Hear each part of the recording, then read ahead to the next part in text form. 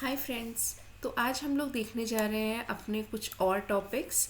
तो सबसे पहले चलते हैं हम लोग रिपोजिटरी पैटर्न पे। देखिए फ्रेंड्स, रिपोजिटरी पैटर्न क्या होता है हमारे पास।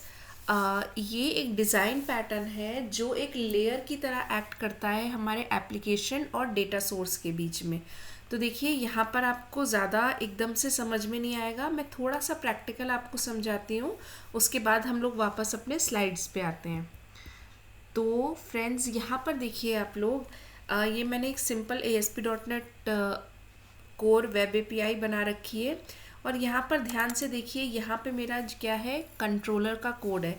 देखिए फ्रेंड्स, अगर हम लोग रिपोजिटरी पैटर्न को यूज़ नहीं करते हैं तो जो भी हम लोग डेटाबेस के साथ कम्युनिकेशन कर रहे हैं वो हमें यहीं कंट्रोलर में ही करना होता है। बट इससे नुकसान क्या होता है कि हमारा जो होता है डेटाबेस और जो हमारी कंट्रोलर क्लास है वो हमारी टाइटली कपल्ड हो जाती है। तो हमें लूज कपलिंग करने के लिए क्या करना पड़ता है, हम देखिए यहाँ पर आप अपने कंट्रोलर में देखिए, जैसे कि गेट मेथड है, यहाँ पर देखिए मैंने कोई भी बिजनेस लॉजिक नहीं लिखा हुआ है। तो ध्यान रखिएगा कि सारा बिजनेस लॉजिक हम लोग क्या करते हैं, आइडियली जो भी हमारी प्रोडक्शन एप्लीकेशंस होती हैं सारा का सारा बिजनेस लॉजिक हम लोग रखते हैं अपनी सर्विसेज क्लास में। तो यहाँ पर देखिए मैंने एम्प्लॉय सर्विस क्लास, यहाँ पर अगर मैं जाऊँ तो देखिए ये एम्प्लॉय सर्विस क्लास है। यहाँ पर सारा मेरा जो है बिजनेस लॉजिक यहाँ पर रहता है। और देखिए जो भी आपका डेटाबेस के साथ कम्युनिकेशन है, जैसे कि मान लीजिए ये सारे एम्प्लॉयज़ मुझे गेट करने हैं अपने डेटाबेस से, तो जो डेटाबेस के साथ कम्युनिकेशन रहता है वो मेरा कम्युनिकेशन रिपो, यहाँ पे देखिए मैंने इंजेक्ट कर रखा है अपना आई एम्प्लॉय रिपोजिटरी। और ये क्या है मेरी, ये यहाँ पर अगर आप गो टू डेफिनेशन करिए F12, तो देखिए यहाँ पर मैंने अपने क्या कर रखा है, एक रिपोजिटरी बना रखी है। रिपोजिटरीज क्या करती हैं, ये हमारी डेटाबेस के साथ कम्युनिकेशन करती हैं जिससे कि हमारा एप्लीकेशन लॉजिक एक तरफ हो और जो डेटाबेस है वो एक तरफ हो। ठीक है, मतलब दोनों जो होते हैं वो मिक्स नहीं होते हैं। तो एक लेयर होती है हमारी रिपोजिटरी की जो सेपरेट आउट करती है। जैसे यहाँ पर देखिए एम्प्लॉय रिपोजिटरी में मैंने बस इस इंटरफेस को इम्प्लीमेंट किया है। अब देखिए यहाँ पे मैंने कंटेक्स्ट, एक अपना एप्लीकेशन DB कंटेक्स्ट है मेरा, वहाँ से मैंने क्या किया है, अपने एम्प्लॉयज़ को गेट कर रही हूँ। मतलब ये जो कंटेक्स्ट होता है ये मेरा इंटरैक्ट करता है किसके साथ, मेरे डेटाबेस के साथ। जो भी डेटाबेस कम्युनिकेशन होता है वो मेरा यहाँ पर रिपोजिटरी में होता है। ठीक है, यहाँ पर देखिए कंटेक्स्ट ऑब्जेक्ट है, यहाँ पे मैंने इसको इंजेक्ट कर रखा है और यहीं से मैं सारे एम्प्लॉयज़ को अपने गेट कर रही हूँ डेटाबेस से। तो डेटाबेस रिलेटेड सारा काम मैं कहाँ करूँगी, अपनी रिपोजिटरी में। कंट्रोलर्स में मैं यहाँ पर कोई भी बिजनेस लॉजिक नहीं लिखूंगी। यहाँ पर देखिए केवल सर्विसेज की मैंने कॉल दे रखी है और सर्विस को यहाँ पर कंस्ट्रक्टर में इंजेक्ट करा रखा है। तो जो भी आपका बिजनेस लॉजिक होगा वो सारा आपका कहाँ होता है, आपके सर्विसेज में। और जो डेटाबेस के साथ कम्युनिकेशन होता है वो कहाँ हो गया, आपके रिपोजिटरीज में। राइट, ये कोड का लिंक फ्रेंड्स मैं आपको गिटहब कोड का लिंक मैं अपने डिस्क्रिप्शन में आपको प्रोवाइड कर दूंगी, तो उसके लिए परेशान मत होइएगा। तो आते हैं अब इसकी थ्योरी पे। तो जैसे कि हमने देखा फ्रेंड्स, ये क्या हो गया, ये एक लेयर हो गई, एक सेपरेशन हो गया हमारे डेटाबेस के और एप्लीकेशन के बीच में।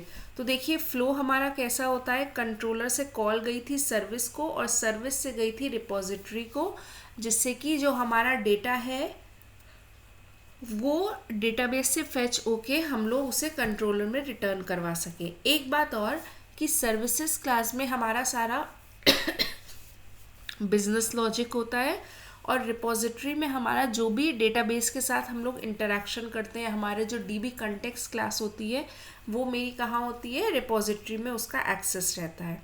तो इसका फ़ायदा क्या होता है, देखिए हमारा कंट्रोलर बिल्कुल क्लीन रहता है, डेटाबेस का सारा लॉजिक हमारा रिपोजिटरी में मूव कर चुका रहता है और इसकी टेस्टिंग जो होती है वो बहुत इजी होती है। अब देखिए repository pattern in .NET core, when, why and how, यहाँ पे मैंने सिंपल आपको समझा रखा है कि देखिए प्रॉब्लम क्या होगी विदाउट रिपोजिटरी पैटर्न। तो देखिए विदाउट रिपोजिटरी क्या होगा, आपका टाइट कपलिंग होगी, आपको अपने डेटाबेस का इंटरेक्शन कोड कहाँ पे लिखना पड़ेगा, कंट्रोलर्स में ही, और उसकी जो टेस्टिंग होती है वो बहुत डिफ़िकल्ट हो जाती है। बिजनेस लॉजिक और डेटा एक्सेस लेयर जो आपके होते हैं वो मिक्स हो जाते हैं। मतलब कैसे कि सपोज मान लीजिए आपने सर्विस क्लास भी नहीं बनाई है, रिपोजिटरी पैटर्न भी आप यूज़ नहीं कर रहे हो और सारा का सारा कोड जो है वो आप कंट्रोलर में ही लिख दे रहे हो, तो उससे क्या होगा, सारा बिजनेस लॉजिक और सारा जो डेटा एक्सेस है, मतलब डेटाबेस का इंटरेक्शन है, वो आपस में मिक्स हो जाते हैं और ये जो है वो टाइट कपलिंग कहलाता है, जिसको हमें हटाना पड़ता है। मतलब हमें अपने प्रोजेक्ट के आर्किटेक्चर को बिल्कुल क्लीन रखना पड़ता है। अब देखिए काम कैसे करता है कंट्रोलर, देखिए clean, no direct DB context usage. मतलब कंट्रोलर में हम लोग कोई भी अपना बिजनेस लॉजिक या डीबी कॉन्टेक्स्ट डेटाबेस इंटरेक्शन नहीं लिखते हैं। हम सिंपल कॉल्स देते हैं किसको, अपने सर्विस को, और सर्विस देती है हमारे रिपोजिटरी को, या फिर डायरेक्टली फ्रेंड्स हम लोग कंट्रोलर से अपने रिपोजिटरी में भी आ सकते हैं, राइट। तो यहाँ पर देखिए मैंने एक छोटा सा फ्लो बना रखा है, एक जस्ट रफ आपको बता रखा है कि this is where the repository pattern becomes powerful. देखिए कंट्रोलर में आपने कोई भी डेटाबेस कंटेक्स्ट नहीं लिखा है, रिपोजिटरी इंटरफेस था, मान लीजिए आई प्रोडक्ट इंटरफेस है आपका, और वहाँ पे आपका रिपोजिटरी का इम्प्लीमेंटेशन है जो कि क्या करेगा फ्रेंड्स, आपके डेटाबेस के साथ डीबी कॉन्टेक्स्ट, अगर आप लोग EF कोर यूज़ कर रहे हैं, राइट, मतलब entity framework code first approach, तो जो भी आपका डेटाबेस इंटरेक्शन होगा वो रिपोजिटरी से हो जाएगा, और जो डेटा है डीबी कॉन्टेक्स्ट क्या करेगा, SQL से डेटा को हमारे फेच करेगा, राइट। तो इन शॉर्ट आपका रिपोजिटरी पैटर्न अगर आपको इंटरव्यूज़ में पूछा जाए तो आप बोल सकते हैं कि ये एक डिज़ाइन पैटर्न है जिसकी मदद से हमारा एप्लीकेशन और डेटा सोर्स जो है वो अलग अलग रहता है। नेक्स्ट आइए कुछ इंटरव्यू क्वेश्चंस। तो रिपोजिटरी पैटर्न क्या होता है, जैसे हम डिस्कस कर चुके हैं, ये एक एब्स्ट्रैक्शन लेयर है हमारी बिजनेस लॉजिक और डेटा एक्सेस लेयर के बीच में। हम इसे क्यों यूज़ करते हैं, क्योंकि ये टाइट कपलिंग को अवॉइड करता है।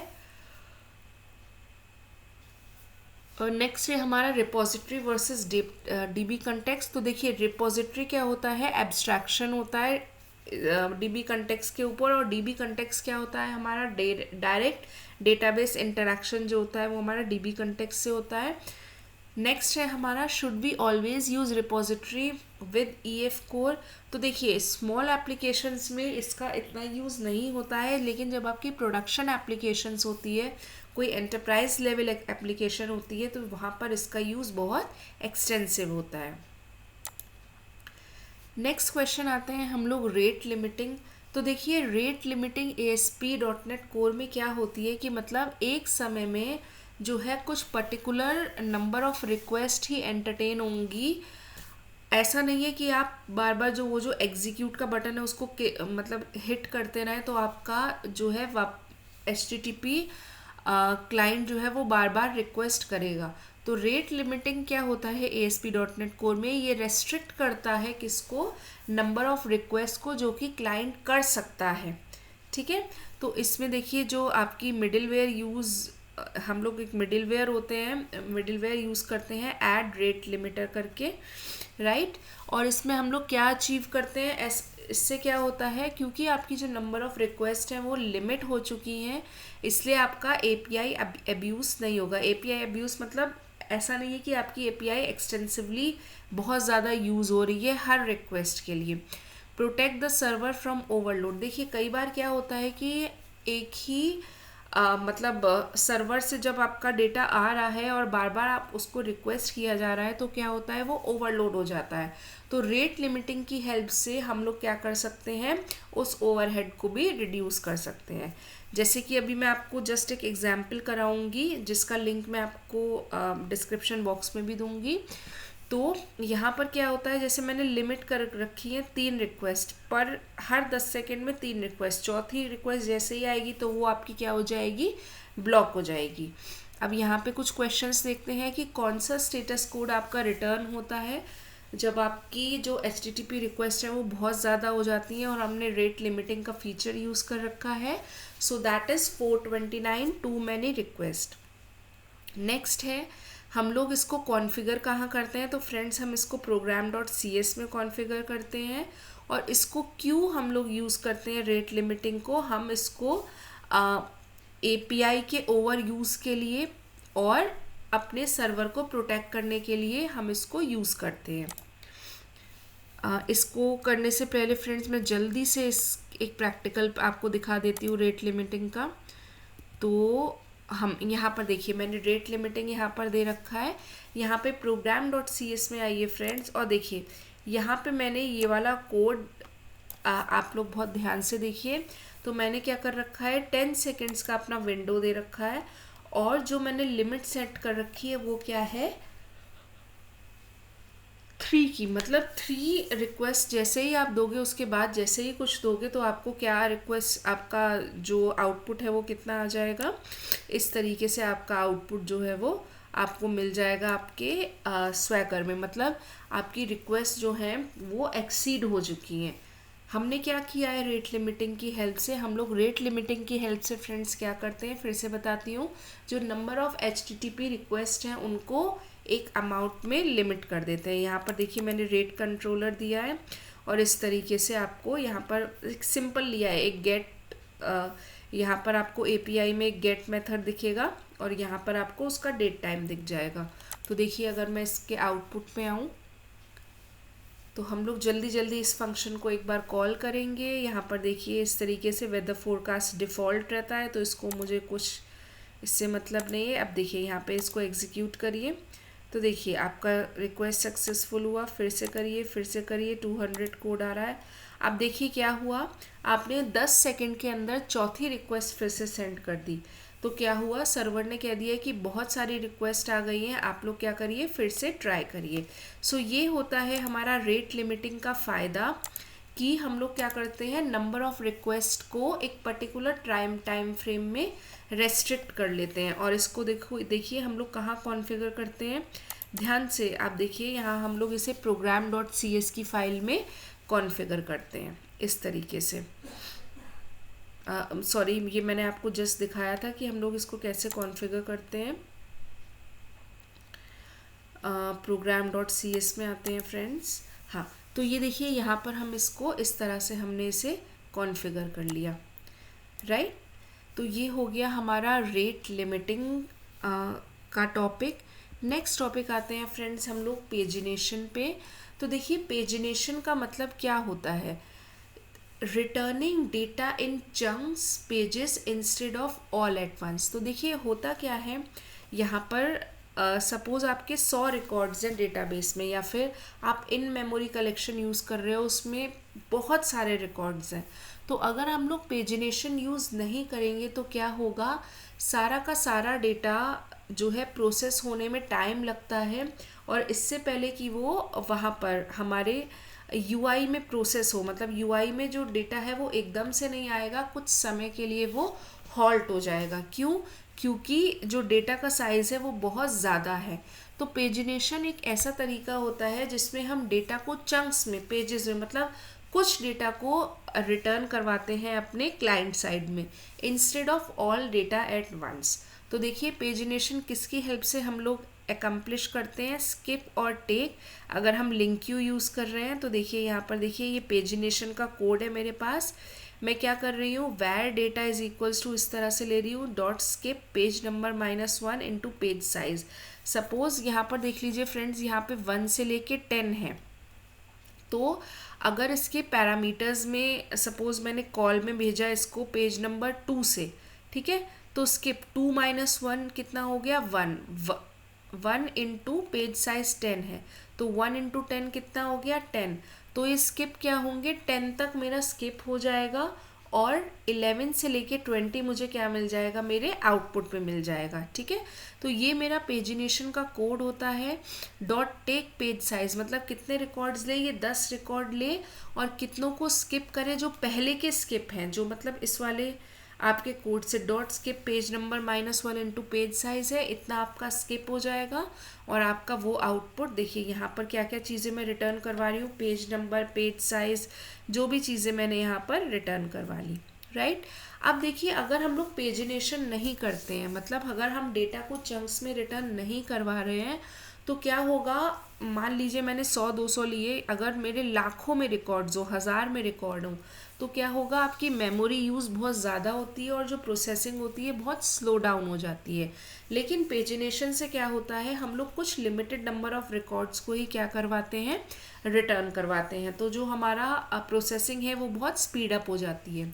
इंटरव्यूज़ में अगर जब भी आपको पूछे कि पेजिनेशन को आप कैसे इम्प्लीमेंट करते हैं, तो ध्यान रखिएगा आपको ये वर्ड्स स्पेसिफाई करने हैं कि हम स्किप और टेक लेते हैं। देखिए, स्किप और टेक लेते हैं। लिंक क्यू, ये मेरा लिंक क्यू एक्सप्रेशन है, और अगर एसक्यूएल में करना होता है तो ऑफसेट फेच लेते हैं। तो यहाँ पर देखिए फ्रेंड्स, इम्प्लीमेंटेड कैसे होता है एसक्यूएल में, तो उसके लिए मैंने आपको यहाँ पर क्वेरी यहाँ पर दे रखी है कि मतलब किस तरीके से हम लोग एसक्यूएल में करते हैं। बट ज़्यादातर हम लोग क्या करते हैं, डायरेक्टली अपने सी शार्प कोड में लिंक क्यू को ही यूज़ करते हैं, डॉट स्किप और क्या यूज़ करके, टेक यूज़ करके। तो देखिए, how do you implement pagination, आप लोग कैसे इम्प्लीमेंट करेंगे ये हमने देख लिया था। हम लोग क्या कर रहे थे, स्किप और टेक को यूज़ कर रहे थे। पेजिनेशन क्या होता है, पेजिनेशन एक प्रोसेस है जिसकी हेल्प से हम लोग क्या करते हैं, बहुत बड़े डेटा को चंक्स में ब्रेक कर देते हैं, जिसकी हेल्प से हमारा परफॉर्मेंस इम्प्रूव हो जाता है। नेक्स्ट क्वेश्चन, हम लोग पेजिनेशन क्यों करते हैं, क्योंकि इससे क्या होता है, हमारी एप्लीकेशन का परफॉर्मेंस इम्प्रूव होता है, मेमोरीज का यूज़ जो है वो कम हो जाता है, क्योंकि हम क्या करते हैं, कुछ चंक्स को ही रिटर्न करवा रहे होते हैं अपने क्लाइंट पे। कौन कौन से पैरामीटर्स हमारे यूज़ होते हैं पेजिनेशन पे, तो देखिए, पेज नंबर और पेज साइज हमारा यूज़ होता है। फॉर्मूला क्या है हमारा स्किप का, तो ये हमने डिस्कस किया था जस्ट कुछ टाइम पहले, page number -1 into page size. और what should API return along with data, तो देखिए ये सब हमारे जो चीज़ें हैं ये हमारी रिटर्न होती है हमारे डेटा के साथ। नेक्स्ट टॉपिक है फ्रेंड्स आपका मिनिमल एपीआईज। तो देखिए, मिनिमल एपीआईज, देखिए क्या कॉन्सेप्ट है, हम लोग क्या करते हैं, ट्रेडिशनली जो हम लोग यूज़ करते हैं कि हम लोग कंट्रोलर्स में सारा का सारा कोड लिखते हैं, मतलब कंट्रोलर्स को क्या करते हैं, हम लोग सेपरेटली लिखते हैं अपने एपीआई के एप्लीकेशन में। तो मिनिमल एपीआई में क्या करते हैं फ्रेंड्स, हम लोग जो भी कंट्रोलर का कोड है वो वहाँ पर ना लिख के उसे डायरेक्टली program.cs में लिख देते हैं। मतलब ये हमारे मिनिमल एपीआईज वहाँ यूज़ होते हैं जहाँ पे कोड जो है वो बहुत छोटा होता है। लार्ज स्केल एप्लीकेशंस में हम लोग मिनिमल एपीआईज को यूज़ नहीं करते हैं, right. Minimal APIs allow binding lightweight HTTP API in ASP.NET Core। देखिए, जैसे कि जस्ट मैंने आपको बताया, और इसमें हम लोग कौन से मैपिंग मेथड्स यूज़ करते हैं, मैप गेट और मैप पोस्ट। तो देखिए, मिनिमल एपीआई क्या हो गई, एक लाइटवेट एपीआई है जिसमें कंट्रोलर्स जो हैं वो सेपरेट नहीं होते हैं। और डिफरेंस वर्सेस कंट्रोलर्स, देखिए कंट्रोलर्स हमारे वेल स्ट्रक्चर्ड होते हैं और मिनिमल में सब बहुत ही कम कोडिंग होती है। क्या हम इसमें DI मतलब डिपेंडेंसी इंजेक्शन यूज़ कर सकते हैं, द आंसर इज़ येस। क्या हम इसमें मिडिलवेयर यूज़ कर सकते हैं, द आंसर इज़ येस। तो यहाँ पर देखिए मैंने छोटा सा कोड स्निपेट लगा रखा है। तो देखिए, मैप गेट और मैप पोस्ट, ये इस तरीके से जो डायरेक्टली program.cs में आप इसको यहाँ पर यूज़ कर लीजिए। तो देखिए, यहाँ पे मैंने गेट फंक्शंस और पोस्ट फंक्शन मैंने यहाँ पर इसको यहीं पे मतलब program.cs में ही लिख दिया है, इसके लिए सेपरेट कंट्रोलर नहीं बनाया है।